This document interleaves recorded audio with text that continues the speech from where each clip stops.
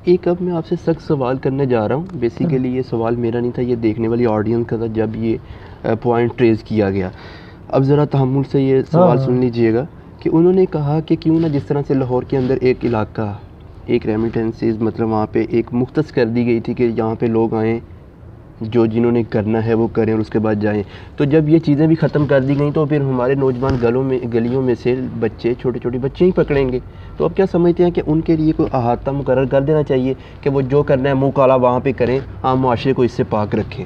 क्या कहेंगे इस बारे में? उस मुँह काला करने के लिए जिस औरत को आपने बिठाया होता है, जिसके घर का चूल्हा नहीं जल रहा होता, उस औरत को सिलाई मशीन भी लेके दे सकते हैं। क्यों उसके जिस्म का इस्तेमाल कर रहे हो? क्या वो उस औरत से बाद में वो बंदा शादी करेगा? कोई शादी करेगा, वो जितनी खूबसूरत क्यों ना हो। लोग तो यही कहेंगे ना, हीरा मंडी से उठ के आई है। तो ये तो औरत के साथ ज्यादती है बेचारी। नहीं, बेसिकली जो उनकी मदद करना नहीं है, बेसिकली ये है कि जो आपने अपनी आग बुझानी है, आप उस इलाके में जाके बुझा दें ताकि हमारे मुआशरे की जो बच्चियां हैं वो महफूज रहें इनसे। आप एक रात कितने में गुजारते हैं वहाँ जाके? 3-4 हज़ार रुपये लगाते हैं और हर हफ्ते में इस तरह की हरकत करना चाहते हैं। आपका अपना गुजारा कितने में हो रहा है? 10,000 में।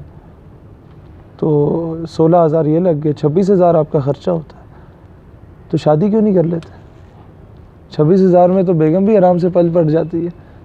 रोज़ाना 300-400 रुपये का खाना आपका आ जाता है, बेगम को खाना पहना दो और शादी करो बाइज़्ज़त तौर के साथ, उसके साथ फिरो और तुम्हारे छोटे छोटे वो शानी मानी बंटे भी खेल रहे होंगे, 2-3 साल के बाद गुल्ली डंडे भी खेल रहे होंगे। तो बेसिकली आप समझते हैं कि लिबास की हद तक भी हम जिम्मेदार हैं, हमारी माएँ जिम्मेदार हैं कि यार ये इंडियन कल्चर हमारे घरों तक आ चुका है। हमारे अपने गांव देहात की शादियों में, ढोक डब्बों की शादियों में भी जब कभी कभार आप औरतों वाली साइड से गलती से गुजर जाते हैं ना, और वो मतलब आपके अपनी फैमिली के लोग गए होते हैं, उन्हें आप जब रिसीव करने जा रहे होते हैं, छोड़ने जा रहे होते हैं उधर, तो मैंने उन ढोक डब्बों में भी गांव देहात की औरतों को स्टार प्लस की साड़ियों में मलबूस देखा है। उसके बगैर तो उनकी शादियां कबूल नहीं होती।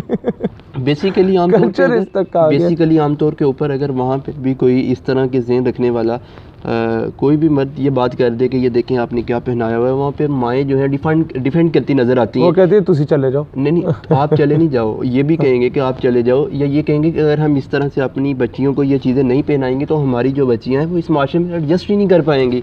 अगर एडजस्ट नहीं कर पाएंगी, इनके अच्छे रिश्ते नहीं हो पाएंगे अच्छे घरों में। इमरान खान से लाख इख्तिलाफ, मुशर्रफ बेगम एडजस्ट कर पाई है, बात ख़त्म।